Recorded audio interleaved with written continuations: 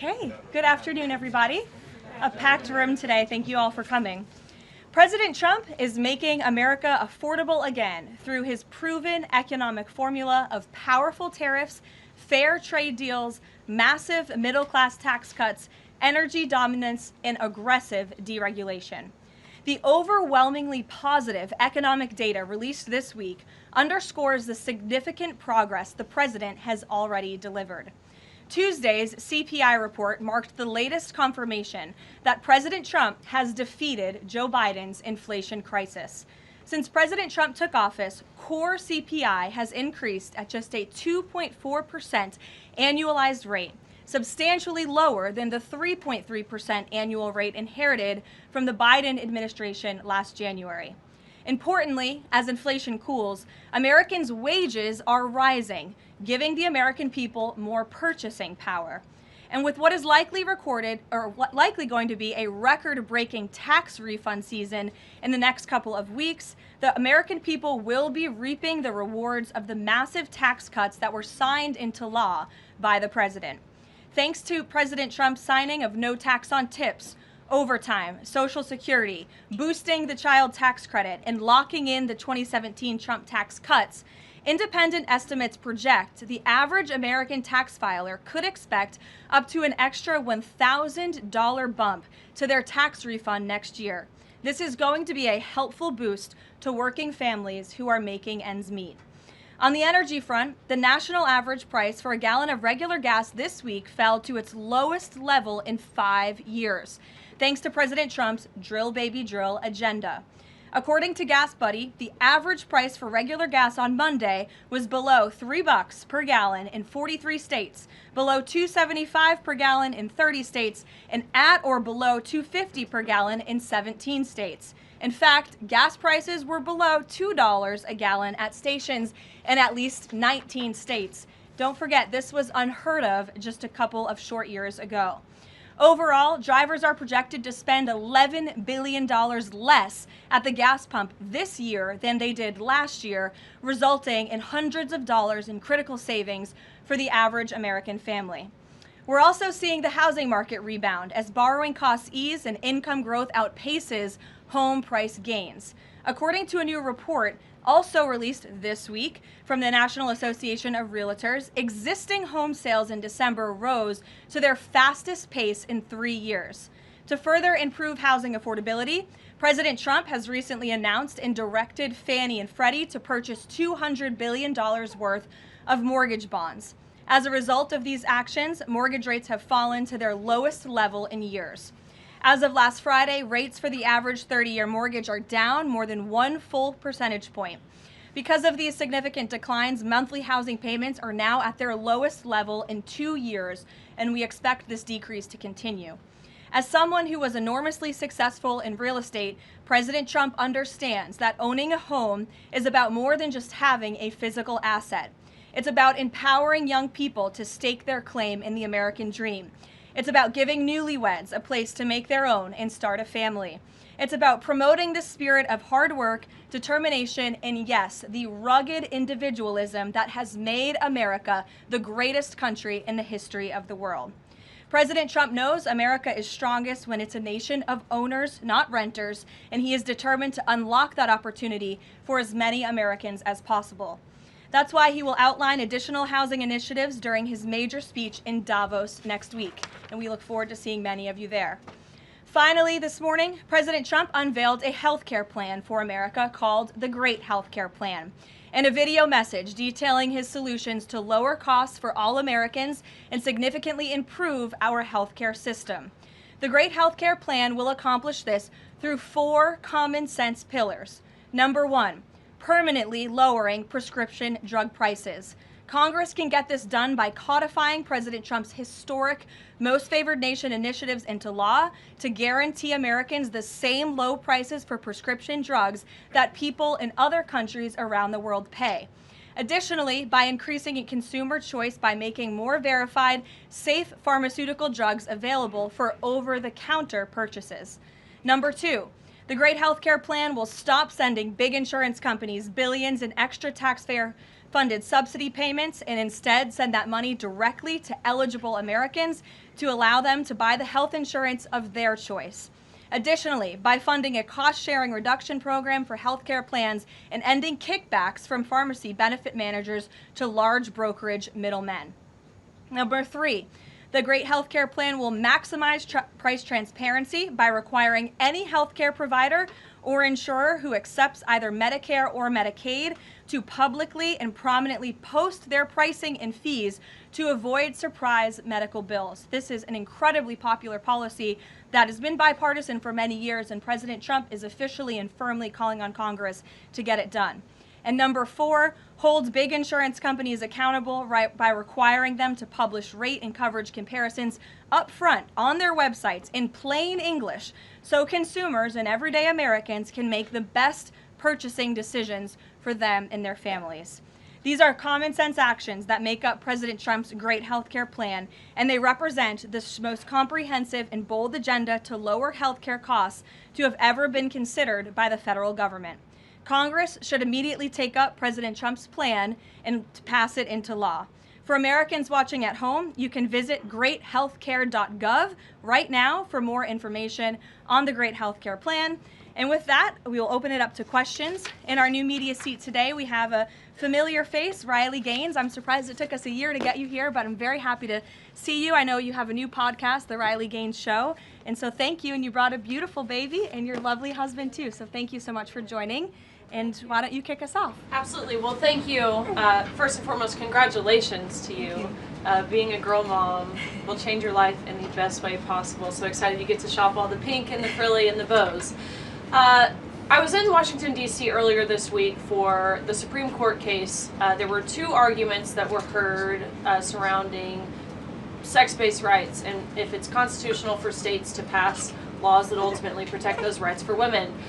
If the Supreme Court rules as anticipated in favor of maintaining these sex-based rights, is the administration prepared to take action against the states? I believe at this point it's 23 states that don't have those protections for women? Absolutely. And as you know, Riley, the administration already has done so. We've taken action in a number of fronts against these states who are failing to uphold the president's executive orders in this administration's policy of simply protecting women in women's sports and in women's private spaces. We've gone to the mat with large universities in this country as well to try to fight for what's fair and what's just for women and girls across the country. So I know you were at the arguments. I listened to them myself as a woman and as a former athlete, and I think the president speaks on common sense on this issue, that women's sports and private spaces should be protected, and that there are 2 genders, there are 2 sexes. That is not something we should be afraid to say in this country. And I think, frankly, it was quite alarming to not only hear a couple of justices gravel over that basic fundamental biological fact that men and women are different but inherently equal, but we are certainly different, and women deserve such rights. We hope and expect that the Supreme Court will rule in the right way on this matter. Thank you. Gabe.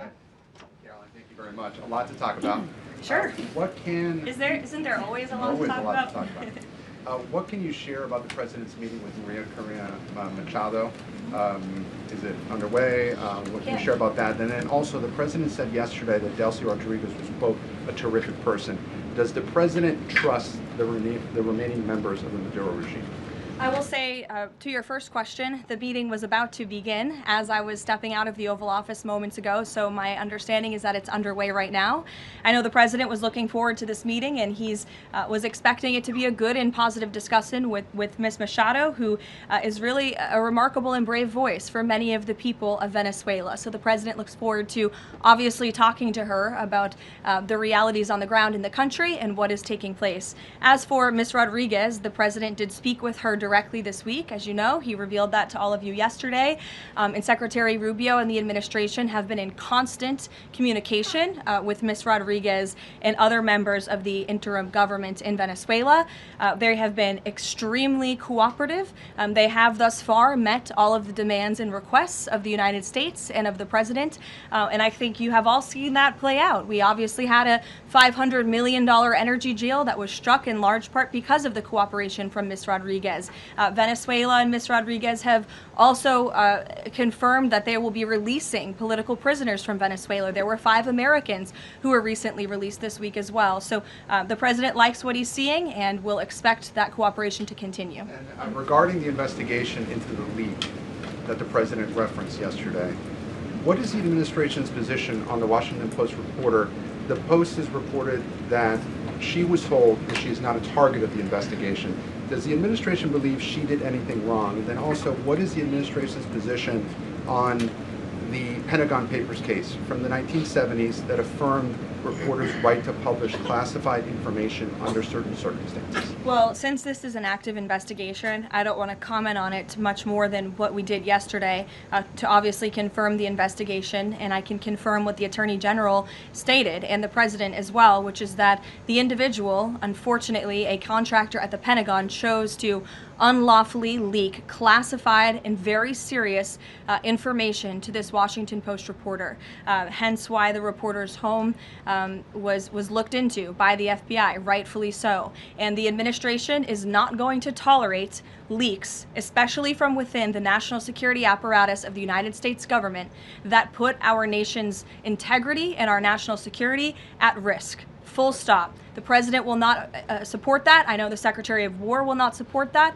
and it will not stand. And legal action will be taken against anyone, whether it's a member of the press or whether it's an employee for a federal agency who breaks the law. If you break the law and if you endanger our men and women in uniform, you are going to be held accountable, period, full stop. But Jackie. Does this administration believe that this reporter or any reporter has a right to publish classified information under certain circumstances?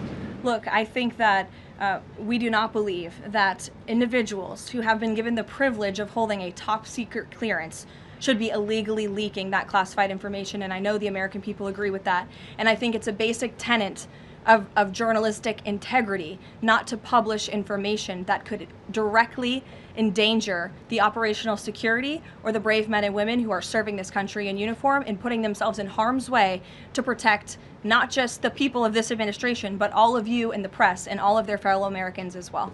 Jackie. Thank you, Karoline. I wanted to get the White House reaction to Iranian state TV broadcasting an implicit threat to the president's life. It was images of the assassination attempt in Butler, Pennsylvania, according to reports, with the message, "This time it will not go wrong."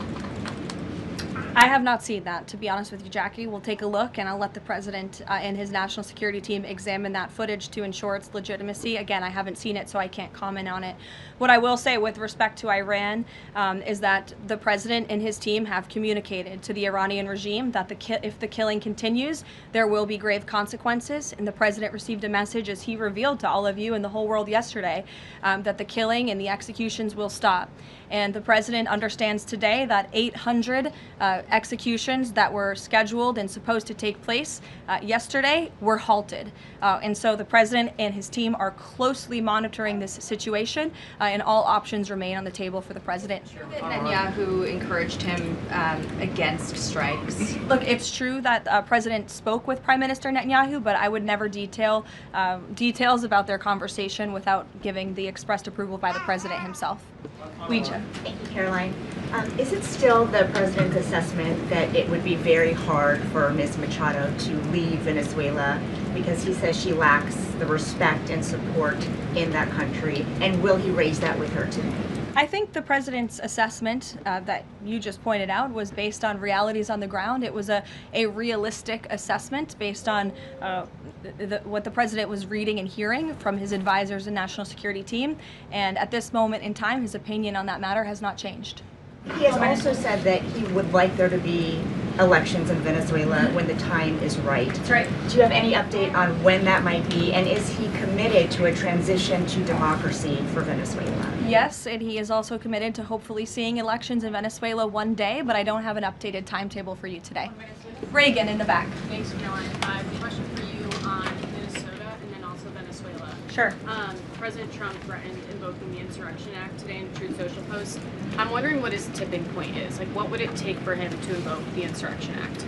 Look, that's only a question, frankly, Reagan, the president can answer. But the Insurrection Act is a tool at the president's disposal. As you know, it has been used sparingly, but it has been used by previous presidents in American history. And I think the president's Truth Social post spoke very loud and clear to Democrats across this country, elected officials who are using their platforms to encourage violence against federal law enforcement officers, who are encouraging left-wing agitators to unlawfully obstruct legitimate law enforcement operations. And if you talk to any law enforcement officer, no matter what level they work at, they want to be working with their counterparts, whether that's at the federal level or the federal authorities wanting to work with their counterparts at the state and local level. And it's truly shameful that now for more than a year, you've had elected Democrat governors and mayors who have basically held their state and local law enforcement hostage and told them, you cannot cooperate with federal law enforcement. Why? They cooperated under the Biden administration. It's because these Democrats are deranged in their hatred for President Trump, and they are holding their state and local law enforcement hostage as a result. And these Democrat mayors and governors are doing this over what? Over the lawful and legitimate law enforcement operations to remove violent criminals from the streets of Minnesota, from the streets of California, from the streets of New York, and from the streets of every state across this country. And you don't see these riots and this vandalism taking place in states like Florida. Why? Because you have a governor in that state who has empowered federal and local authorities to work together. And it's despicable what we're seeing from these Democrat politicians, especially in sanctuary states and cities across the country. Yesterday, Karoline. Go ahead, John. Oh, thank you so much. My question is, President Trump has talked twice in recent days, once at the Kennedy Center and then to Reuters again last night about canceling the election. Why is he talking about this? I believe you're referring to the president's interview at Reuters last night. I was in that interview. It was a closed-door interview. Obviously, there was not audio or video. The president was simply joking. He was saying, we're doing such a great job. We're doing everything the American people thought. Maybe we should just keep rolling. But he was speaking facetiously. And then one more. Sure. On the labor secretary. She's under investigation. Has he spoken to her about this? I don't know if the president has spoken directly to the secretary. If they have, I'm unfamiliar with that conversation, but I have spoken to the president about that report regarding the secretary. He's aware of the internal investigation, and he stands by the secretary, and he thinks that she's doing a tremendous job at the Department of Labor on behalf of American workers. PBS, go ahead. You were mentioning a moment ago about working federal, state, local officials in Minneapolis. Governor Walz's office is saying today that he's trying to get a hold directly with the president. Have they spoken? And if they haven't, why haven't they spoken if there's a desire from Walz, as they're saying, to de-escalate what's happening there? I'm not sure if that's a genuine offer to speak with the president. I was with the president about 30 minutes ago, and they hadn't spoken at that point. Look, the president is always willing to answer the phone when people pick up and call. When there was another tragic shooting many months ago in Governor Walz's state, he spoke directly with the governor. But I would ask that the governor stops inciting the harassment and illegal obstruction of law enforcement in his state. All ICE and federal law enforcement are trying to do are remove people like this off of the streets of Governor Walz's city in Minneapolis and of his state in Minnesota. If you look at some of the individuals in this photo, these are all illegal alien criminals who came into our country under the previous administration. This is some of the most disturbing crimes you will ever read about, and there's only a few reporters in this room who will actually talk about these individuals. This is all ICE is trying to do. They are trying to remove people like this from Governor Walz's state. And so yes, he should pick up the phone, and he should say that he will cooperate with this president and with the federal government in making Minnesota safer, because that's all President Trump and his administration want to do. Mary. Thanks, Caroline. The president says he wants money to go directly to Americans so they can buy their own insurance. How exactly would this work? And can the president assure Americans that this will be enough to cover their health care costs? So this is the second principle in the president's health care plan, lowering insurance premiums specifically and ensuring that that money is going directly back to the American people and cutting the kickbacks that then raise those premiums. So this plan, once put into legislative text and passed by Congress and sent to the president's desk, will stop sending big insurance companies billions of an extra taxpayer-funded subsidy payments and instead send that money directly to eligible Americans to allow them to buy the health insurance of their choice through, you may have heard it be referred to as health savings accounts. Whether that ends up being the actual name of such accounts, we'll have to see. Again, Congress and the White House are going to work together to put this plan into action. And then secondly, the Great Healthcare Plan will fund a cost-sharing reduction program for healthcare plans, which will save taxpayers at least $36 billion and reduce the most common Obamacare plan premiums by over 10%, and that's according to the Congressional Budget Office. 20 million Americans in recent weeks have seen their healthcare costs soar. Can he assure them that if this plan is put in place, that they will be able to cover those costs? If this plan is put in place, every single American who has health care in the United States will see lower costs as a result. They will see more transparency. All of these proposals that are within the Great Healthcare Plan are incredibly popular with the American people, and they will impact everyone, not just a small fraction of those who are within the healthcare marketplace, but every single American will continue to see their costs go down. And I will note that they already are with respect to prescription drug prices. When you look at what the president has done with most favored nations, you've seen these big pharmaceutical companies in the Oval Office saying that this president and his team were nonstop, around the clock, pressuring us and negotiating with us to lower the cost of prescription drugs for Americans. And we are already seeing that to the tune, in some cases, of more than 500%. And that Trump RX website is something that the administration will be formally launching very soon, so Americans will have access to those lower costs of drugs. Josh. Thank you. The president has called on credit card companies to lower the cap rate to 10% effective the 20th next week. If they don't do that, what's his... what'll he do? What's the threat? Well, tariffs? No, I'm just kidding. The president certainly has an expectation, Josh, that the credit card companies will do this, just as he did with the pharmaceutical companies, that they will lower costs for American consumers. I don't have a specific consequence to outline for you, but certainly this is an expectation and, frankly, a demand that the president has made. And can you give us an update on the Fed? Sorry. There was some reporting from, I think, Fox Business that Rick Reeder had an interview this week scheduled. The president's indicated he's already made a selection, or at least he's settling on someone. Where is he in that process, and when can we expect an announcement? Is he still doing interviews? Look, the president is in the same place as you all have been asking about this for many, many weeks. He's in a decision-making phase. There are a few people who he likes very much for this job, maybe less than that. The truth is, like with all decisions, it's a decision for the president to make. And he said to Reuters in that interview last night that he thinks he'll be finally making that decision in the next couple of weeks. So we will see. And very quickly, there's been some criticism from other governments about Grok and XAI, the Twitter AI bot, and things it's been doing to manipulate images, including whether that would violate the Take It Down Act that the First Lady has supported. We've not heard from this administration on it. Elon Musk says that they've disabled that, but I wanted to ask you whether the administration has a position and whether that's something that you will be pursuing, or whether the president has talked to Mr. Musk about that. Yes, I will talk to the Office of Science and Technology, and we will get you a firm statement and answer on exactly where the administration stands. I don't want to speak on that without speaking with the experts on it. Karoline? Yes. Just to follow up on the health care plan, one of the things in the Affordable Care Act was coverage of pre-existing conditions.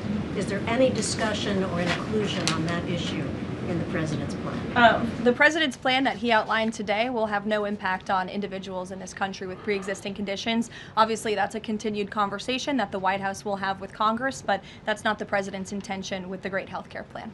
Karoline. Go ahead. Thanks, Caroline. 2 questions on Minneapolis. And then you. Go ahead. Thanks. 2 questions on Minneapolis, one on the ICE agent, the other on the rioting. I believe last night there were protesters or rioters that rifled through an FBI car, took weapons. We had a reporter embedded with ICE who said that she saw constant harassment all evening. Can you speak to the rhetoric we're hearing from Democrat politicians, whether they are causing violence against ICE, as well as some of the headlines we've seen not including the full story?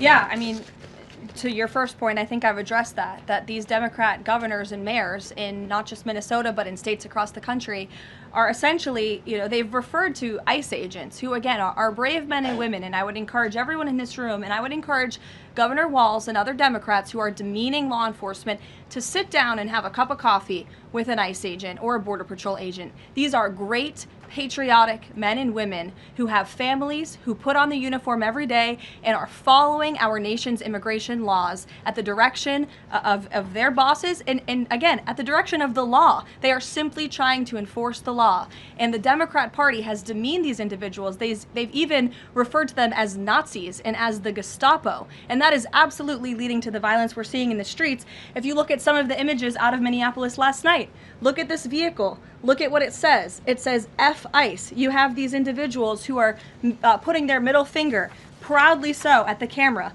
Another ICE a vehicle that was vandalized last night by these left-wing agitators.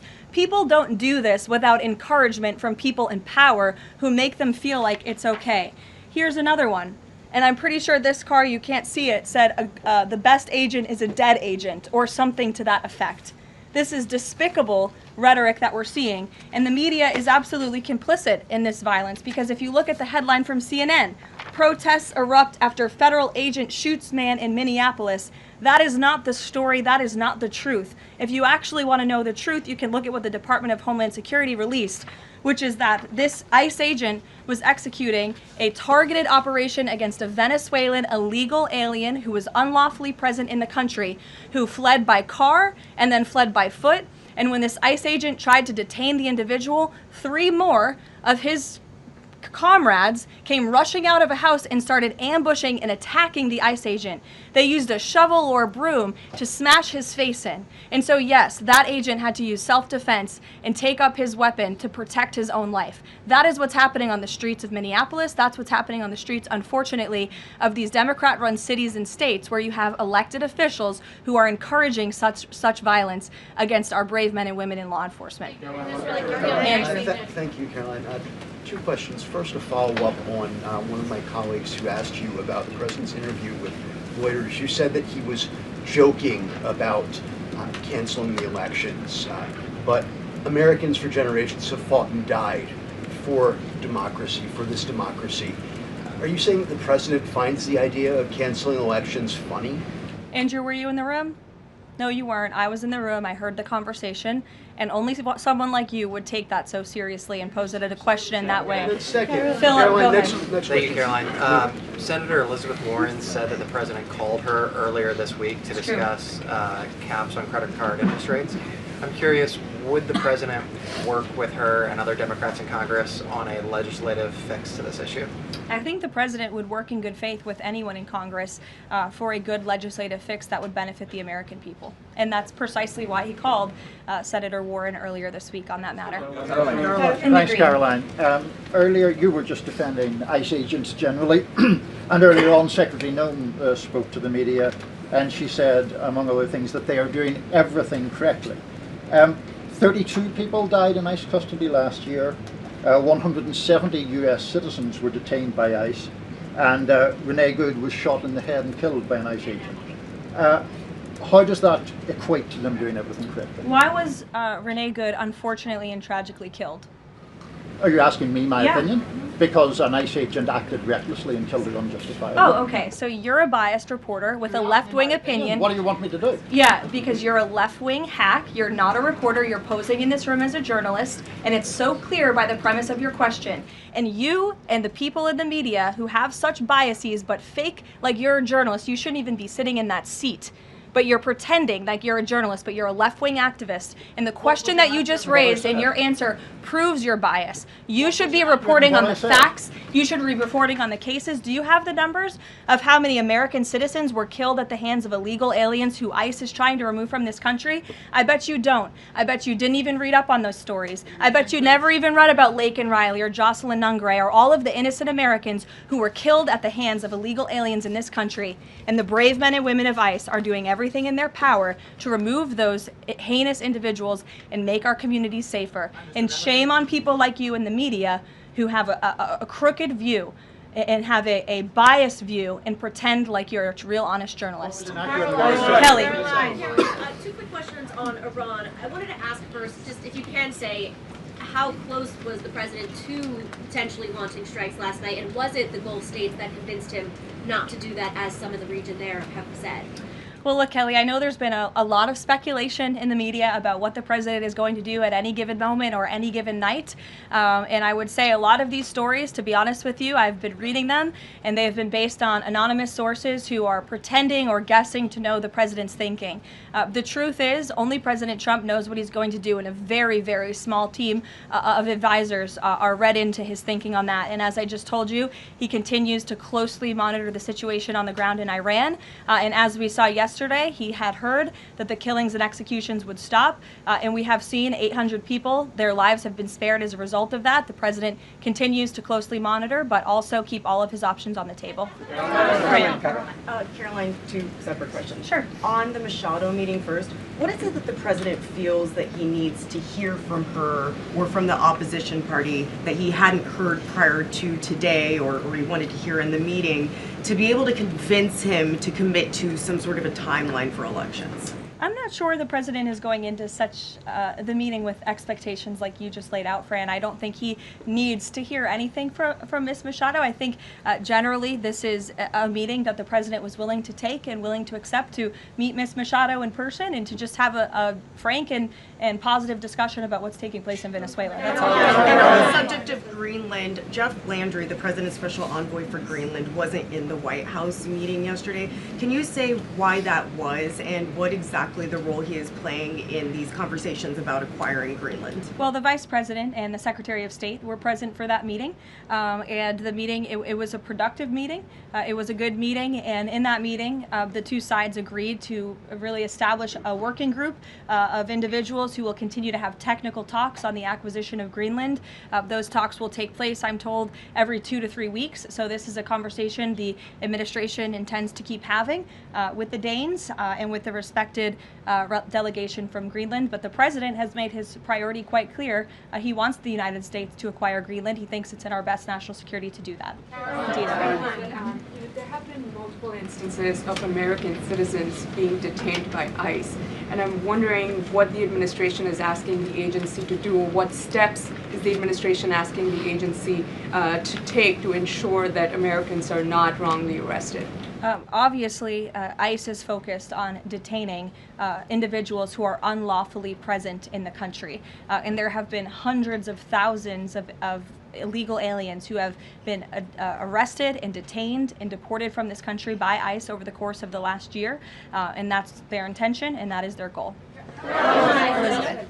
Thank you, Caroline. One follow-up on Greenland. Europe reportedly sent troops over there. Does that change at all what the president is doing on this? And then a second question.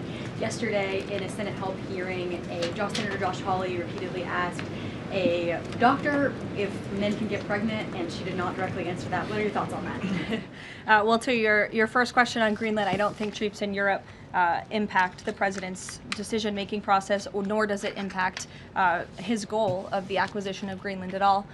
To your second question, I mean, anyone in their right mind with common sense who's speaking honestly and candidly will say that men cannot get pregnant. And I think I can attest to that myself. So thank you all very much.